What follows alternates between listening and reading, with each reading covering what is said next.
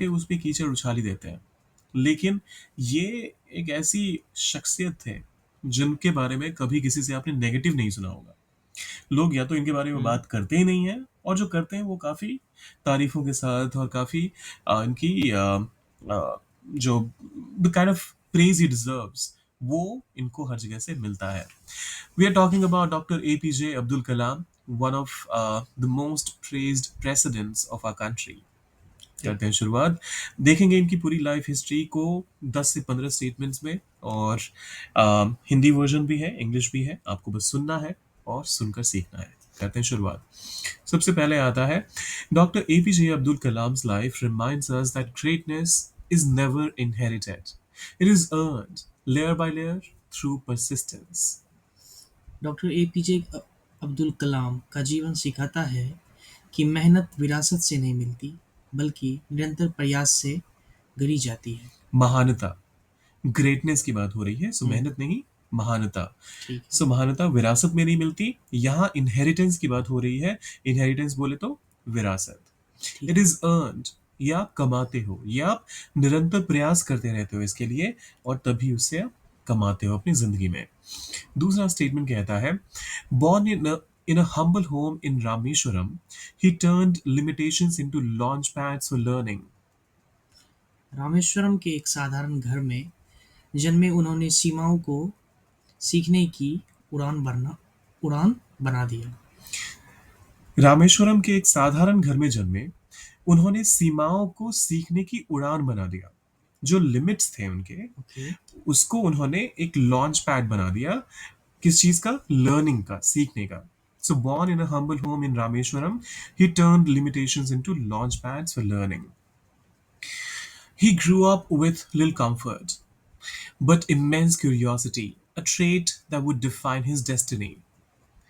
वे सुविधाओं में नहीं बल्कि असीम जिज्ञासा में पले, वही उनकी नियति बनी।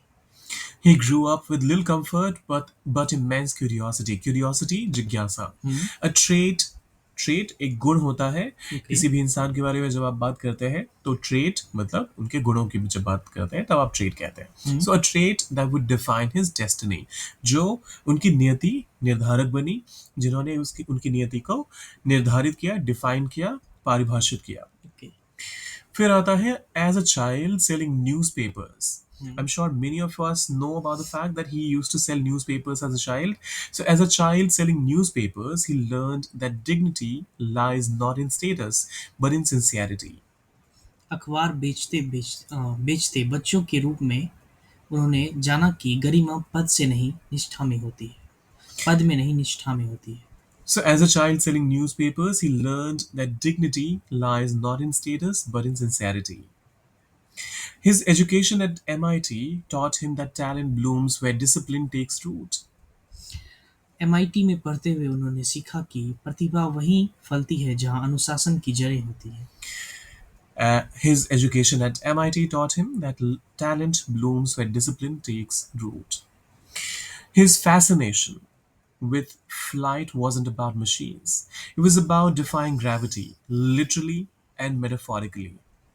उड़ान के प्रति उनका आकर्षण यंत्रों के लिए नहीं था, बल्कि सीमाओं को लांघने के विचार के लिए था।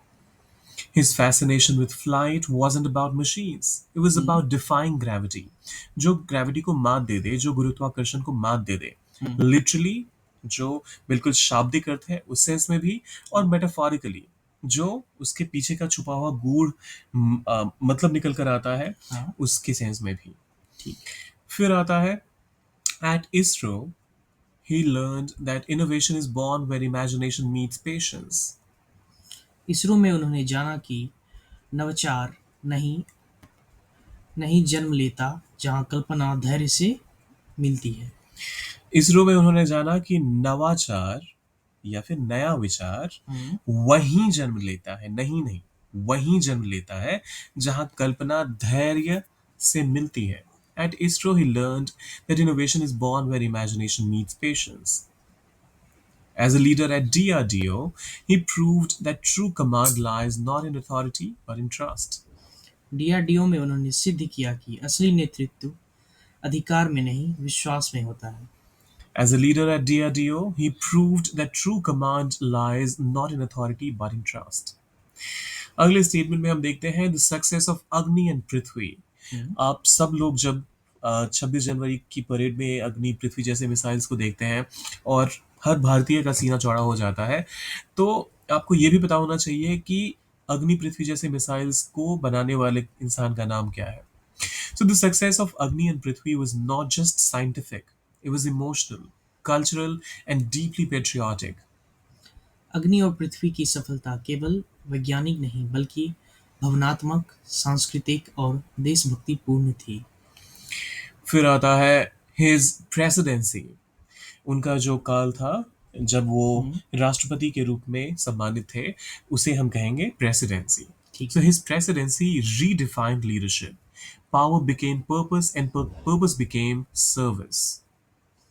उनके राष्ट्रपति काल में नेतृत्व की परिभाषा बदली, शक्ति उद्देश्य बनी और उद्देश्य सेवा। His presidency redefined leadership. Power became purpose, and purpose became service. He connected with youth not as a figure of authority but as a mentor of dreams. वे युवाओं से अधिकारी के रूप में नहीं बल्कि मार्गदर्शक के रूप में जुड़े। He connected with youth not as a figure of authority. Figure of authority बोले तो एक कोई भी जो एक पोजीशन होल्ड करता है, हम्म, जो उनके अधिकार होते हैं, जो वो दिखाना चाहते हैं कि देखो मैं इस रुतबे के साथ चलता हूँ, वो बिल्कुल। उस रुतबे को नहीं दिखा रहे थे। ठीक है। वो एक गुरु के रूप में, एक मार्गदर्शक के रूप में लोगों के सपनों से जुड़े। हम्म, फिर आता है he believed that education is not about information but about ignition. उनका मानना था कि शिक्षा जानकारी नहीं, जागृति है। Absolutely. He believed that education is not about information but about ignition. Even as president, he remained a teacher at heart, reminding us that knowledge loses value if it doesn't uplift others. राष्ट्रपति रहते हुए भी वे मूलतः शिक्षक बने रहे, यह सिखाते हुए कि ज्ञान तब तक अधूरा है जब तक वह दूसरों को ऊंचा न उठाए। Even as a president, he remained a teacher at heart, reminding us that knowledge loses value if it doesn't uplift others. Uplift मतलब किसी को जिस लेवल पर वो इंसान है, हम्म, उससे एक अलग रुतबे पर, एक अलग जगह पर उसको पहुंचा सके। और आई एम श्योर आप सब लोग ये इस बात से अग्री करेंगे, education is that key thing that can actually lift you from your current level to the next level. That is yes। what is being talked about here. His simplicity made wisdom look effortless, a rare balance in a complex world. उनकी सादगी ने ज्ञान को सहज बना दिया, यह संतुलन दुर्लभ है इस जटिल दुनिया में। His simplicity made wisdom look effortless, a rare balance in a complex world. When he spoke of dreams, he didn't mean sleep, he meant vision. जब वे सपनों की बात करते थे तो उनका अर्थ नींद नहीं, दृष्टि होता था। या फिर दूरदृष्टि भी कह सकते हैं। बिल्कुल। यहाँ पर मैं एक बात और क्लैरिफाई कर दूं, एक इंटरव्यू के दौरान हम्म, रतन टाटा से जब पूछा गया था, हाँ। सपने वो नहीं होते जो आपको सोने नहीं देते, सपने वो नहीं होते हैं जो आप नींद में देखते हैं, सपने वो होते हैं जो आपको सोने नहीं देते। तो उसमें तो उन्होंने क्लियरली बोला था हाँ, कि ये लाइन बहुत अच्छी है लेकिन मैंने नहीं कही, हाँ, या फिर मैंने नहीं लिखी। सिमिलरली अब उस लाइन को बहुत जगहों पर आप देखेंगे कि लोग हमारे पूर्व राष्ट्रपति एपीजे अब्दुल कलाम से जोड़ देते हैं, लेकिन ऐसा नहीं है। ये उनकी भी लाइन नहीं थी, ये किसी भी रचनाकार की रचना हो सकती है। यहाँ पर हम क्लियरली उस विजन की बात कर रहे हैं, not the exact same line. Hmm, फिर आता है his book Wings of Fire wasn't just a memoir. It was a map for every ordinary person seeking purpose. उनकी पुस्तक विंग्स ऑफ फायर आत्मकथा नहीं बल्कि हर साधारण व्यक्ति के लिए उद्देश्य का मानचित्र थी।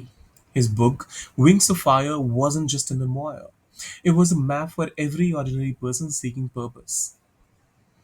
Even in his final moments, he was teaching, proving that purpose can outlive the body. उनके अंतिम क्षणों में भी वे शिक्षण कर रहे थे, यह सिद्ध करते हुए कि उद्देश्य शरीर से परे जीवित रह सकता है। Even in his final moments, he was teaching, final moments, Hindi में तो बेशक अंतिम क्षण बोल देते हैं, हम्म, लेकिन जब आप इंग्लिश में फाइनल मोमेंट्स कहते हैं, हम्म, तो ये किसी का मतलब जिंदगी का खत्म होने का एक एक बस दिन नहीं बता रहे हैं। ओके। हम बता रहे हैं कि कैसे वो अ, उस लेवल तक पहुंच गए थे जहां पर लोग उनकी जीवन से प्रेरणा लेते थे, और उनके अंतिम दिनों को हम अंतिम दिन ना कहते हुए उनके फाइनल डेज कहते हैं, उनके फाइनल मोमेंट्स कहते हैं। ठीक है। सो जैसे किसी भी मूवी का क्लाइमैक्स होता है, हाँ। तो आप पूरी मूवी में आपको जितना मजा नहीं आता, आपको उससे कहीं ज्यादा मजा मजा उससे कहीं ज्यादा एड्रेनलिन रश आपके ब्रेन में उस लास्ट के 5 मिनट में होता है। Hmm, so that is what we are talking about here as well. जब आप कहते हैं किसी की जिंदगी काफी प्रेरणादायक थी, लेकिन उनके आखिरी के क्षण भी वे प्रेरित कर रहे थे लोगों को। So even in his final moments he was teaching, proving that purpose can outlive the body. Dr. Kalam's legacy teaches that true success is measured not by what you achieve, but by what you awaken in others. आपने क्या जगाया लोगों में? Doctor कलाम की विरासत सिखाती है कि सफलता उपलब्धियों से नहीं बल्कि दूसरों में जगाई गई प्रेरणा से मापी जाती है। प्रेरणा। डॉक्टर कलाम्स लेगेसी, विरासत के लिए हमने एक वर्ड सीखा इनहेरिटेंस, दूसरा हम्म, यहाँ पर legacy. So Dr. Kalam's legacy teaches that true success is measured not by what you achieve, but by what you awaken in others. Well यहाँ पर हम इस एपिसोड को करते हैं कंप्लीट। लेकिन ये वाली सीरीज आपको कैसी लगी, जहाँ पर हम एक पर्सनालिटी के लाइफ के थ्रू कुछ नया सीखें, कुछ थोड़ी बहुत इंग्लिश सीखने की कोशिश करें। अगर अच्छा लगा तो कमेंट में गुड लिख कर जाइएगा। मिलते हैं जल्दी।